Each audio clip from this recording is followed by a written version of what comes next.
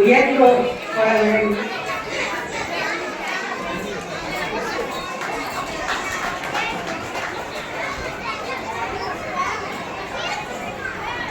ஓங்கலிடை வந்து உயர்ந்தோர் தொழ வழங்கி ஏகொழியின் ஞானத்து இருள் அகற்றும் ஆகவற்றுள் மின்னே தனியாடி என்பதினோ ஏனையது கண்ணே நிலா தமிழ்.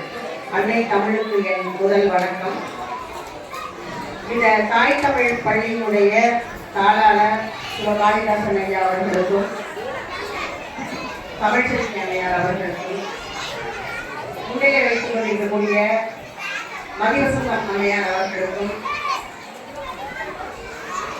நம்ம எல்லாம் வரவேற்று பேசிய அனுசுந்தரி அவர்களுக்கும் தொகுத்து வழங்கிக் கொண்டிருக்கக்கூடிய வள்ளி ஆசிரியர் தாய் தமிழ் பள்ளியுடைய ஆசிரியர் வள்ளி அவர்களுக்கும் ஆண்டறிக்கை வாசிப்பதற்காக காத்திருக்கக்கூடிய சரளா அம்மையார் அவர்களுக்கும் வாழ்த்துறைகளும் பாராட்டுரைகளும் வழங்கி செல்லக்கூடிய சான்றோர்களுக்கும் அறிஞர்களுக்கும்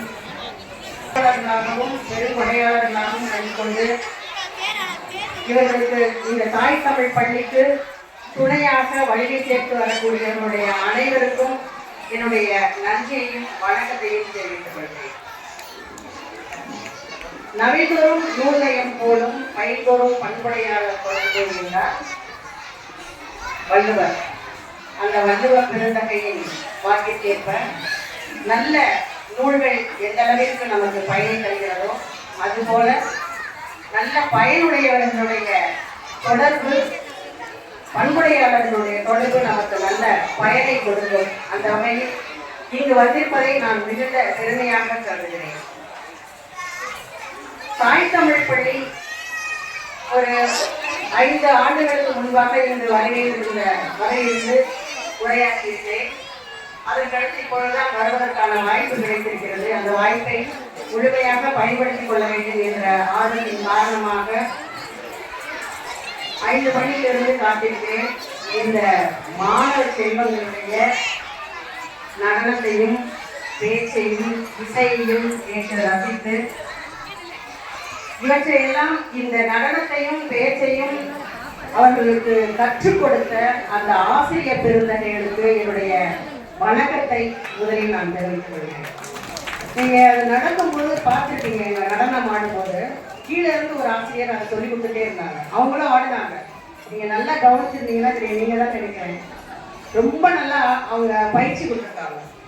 அப்படி அந்த குழந்தைகளோடு குழந்தையாக அவர்களும் மாறி தங்களுடைய குழந்தைகள் போலவே அவர்களை பாவித்து அவர்களுக்கு நடனம் சொல்லிக் கொடுத்து பாட்டு சொல்லிக் கொடுத்து கவியரசர் முடியரசருடைய கவிதையை கூட பாடலாக இங்கு பாடியிருந்தார். மகிழ்ச்சியாக இருந்தது. பலருக்கும் தெரியாத கவிதைகளை பலருக்கும் தெரியாத அந்த நல்ல கருத்துக்களை இங்கு உங்களுக்கு கொண்டு வந்து சேர்க்க வேண்டும் என்ற ஆர்வத்தில் அவர்கள் அந்த முயற்சியை நான் மிகுந்த மகிழ்ச்சியோடு வரவேற்று மதிக்கிறேன். ஏன்னா இந்த மாதிரியான நிகழ்வுகள் நிகழ்ந்த குறைவு. இது நமக்கு ஒரு புதிய உத்வேகத்தையும் அந்த மாணவர்கள் அவருடைய மனதில் ஒரு நல்ல பண்பையும் வளர்க்கக்கூடியதாக இருக்கிறது. எல்லா நடனைகளையும் பார்த்தாலும் நான் குறிப்பாக சொல்ல வேண்டும்.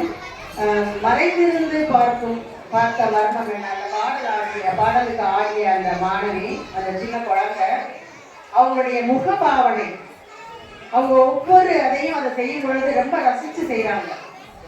அது ரொம்ப பாராட்டக்கூடியதாக இருந்தது. அது மட்டும் இல்லை, ஒவ்வொரு நடனத்தையுமே சொல்றேன், ஒவ்வொரு நாடகமாக இருக்கட்டும், நடனமாக இருக்கட்டும், பேச்சாக இருக்கட்டும், பாட்டாக இருக்கட்டும், அனைத்துமே மிக நேர்த்தியாக சிறப்பாக பெருமை தரக்கூடியதாக இருந்து அவர்களுடைய அந்த மாணவர்களுக்கும் அந்த குழந்தைகளை பெற்றெடுத்த பெற்றோர்களுக்கும் அவர்களுக்கு பயிற்றுவித்த ஆசிரியர்களுக்கும் மீண்டும் ஒரு முறை என்னுடைய வணக்கத்தையும் நன்றியையும் தெரிவித்து பாராட்டுகளையும் வழங்குகிறேன். கல்வி அப்படின்னா அது என்ன செய்யணும், நமக்கு என்ன கொடுக்கணும், கல்வி எதை கொடுக்கும்? சில பேரை கேட்டால் கல்வி நம்ம எதுக்கு படிக்கணும், எதுக்காக படிக்கணும்னு கேட்டால் நிறைய பேர் என்ன சொல்லுவாங்க, நான் பொருளாதாரத்தில் மிகுந்த வலிமை படைத்தவர்களாக வரணும், பொருளாதாரத்தில் ஒரு வீடு வாங்கணும், கார் வாங்கணும், பேர் புகழ் கிடைக்கணும் அப்படின்னு சொல்லுவாங்க. ஆனால் உண்மையிலேயே கல்வி என்பது அறியாமையை அகற்றக்கூடியதாக இருக்க வேண்டும். கல்வி அப்படிங்கிறது அறியாமையை அகற்ற வேண்டும். அதான் வள்ளுவர் சொல்வாரு, அறிவு அச்சம் காக்கும் கருவி. அறிவு வந்து நமக்கு துன்பம் வரும்போது நம்மை காப்பாற்றக்கூடிய ஒரு கருவியாக இருக்கக்கூடியதுதான் அறிவு. அந்த அறிவை கொடுக்கக்கூடியது கல்வி. அந்த கல்வியை நாம் எப்படி கற்றுக்கொள்ள வேண்டும்? அந்த கல்வியை புரியாத மொழியில் படித்தால் மனப்பாடம் செய்து ஒப்பிக்க வேண்டும். ஆனால் புரிந்த மொழியில் தெரிந்த மொழியை தெரிந்து நாம் படித்தோமானால் அது நமக்கு நன்றாக புரியும், நன்கு நமக்கு அதில் ஆற்றல் கிடைக்கும், சிறந்த மாணவர்களாக நாம் வர முடியும். மேலும் சிந்திக்க தோன்றும். நிறைய நாம படிக்க சிந்திக்கலாம். அப்படி படிக்கும் பொழுது அந்த படிப்பு எப்படிப்பட்டதாக இருக்க வேண்டும் என்றால், ரசித்து படிக்கக்கூடியதாக, இன்பமாக, மகிழ்ச்சியாக, அதை உணர்ந்து படிக்கக்கூடியதாக இருந்தால் மாணவர்கள் மிக சிறப்பாக படிப்பார்கள். ஏனென்றால் படிக்கும் பொழுது அதை கட்டாயப்படுத்தினால், திணித்தால் அது அவர்களுக்கு அந்த கல்வியின் மீது வெறுப்பு தான் வரும். படிக்க வேண்டும் என்ற ஒரு எண்ணம் தோன்றாது. பள்ளிக்கூடம் செல்வதற்கு அவர்கள் வருத்தப்படுவார்கள். அதை மிக துன்பமாக கருதுவார்கள்.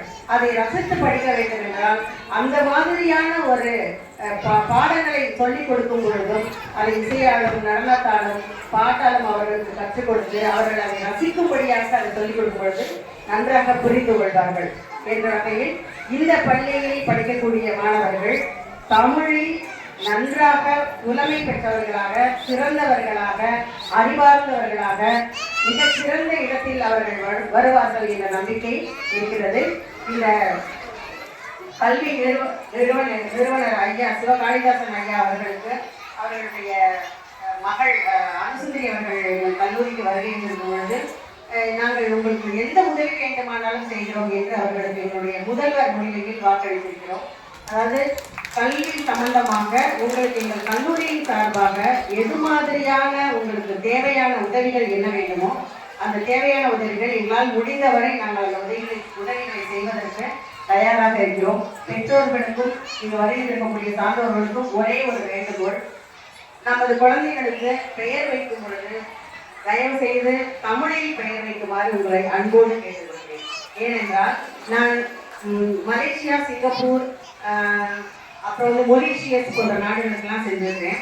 அந்த நாடுகளுக்கு சென்றிருக்கும் போது அவர்கள் அங்கே போகும்போது நமக்கு இங்கே தமிழுடைய அருமை நமக்கு தெரியல. ஆனால் வெளிநாட்டுக்கு போகும்போது தான் அவங்க தமிழை எந்த அளவுக்கு நேசிக்கிறார்கள், அவர்கள் எந்த அளவுக்கு அந்த பாரம்பரியத்தையும் கலாச்சாரத்தையும் கடைபிடிக்கிறார்கள் என்பதை என்னால் புரிந்து கொள்ள முடிந்தது.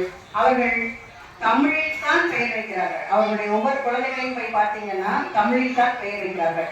நான் முனைவர் பட்ட ஆராய்ச்சியின் போது மலேசிய எழுத்தாளரை பற்றி தான் ஒரு ஆராய்ச்சியை எடுத்துக்கொண்டேன். அப்போ மலேசியாவை பற்றி நான் ஆராய்ந்து சொல்லும்போது அங்கு தமிழ் பள்ளிகள் தான் அதிகமாக இருக்கிறது. 500க்கும் மேற்பட்ட தமிழ் பள்ளிகள் மலேசியாவில் இருக்கிறது. தமிழர்கள் தமிழ் பள்ளியில் தான் அவர்களுடைய குழந்தைகளை படிக்க வைக்கிறார்கள். அங்கு தமிழ் ஆட்சி மொழியாகவும் இருக்கிறது.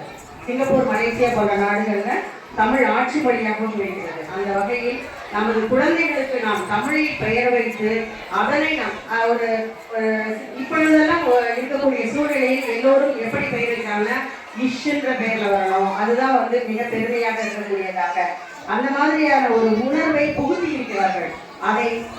அந்த அறியாமையிலிருந்து மீண்டு நல்ல தமிழ் பெயர்கள் நம்முடைய இலக்கியங்கள்ல புரிந்து கிடைக்கிறது. புதிய சொற்கள் இருக்கின்றன, அவற்றை கண்டுபிடித்து புதிய தமிழ் பெயர்களாக சூட்டினால் இதன் தமிழ் நிலைத்து நிற்கும் என்று உங்களை கேட்டுக்கொண்டு இந்த வாய்ப்பளித்தமைக்கு மிகுந்த நன்றி சொல்லி விடைபெறுகிறேன். நன்றி வணக்கம்.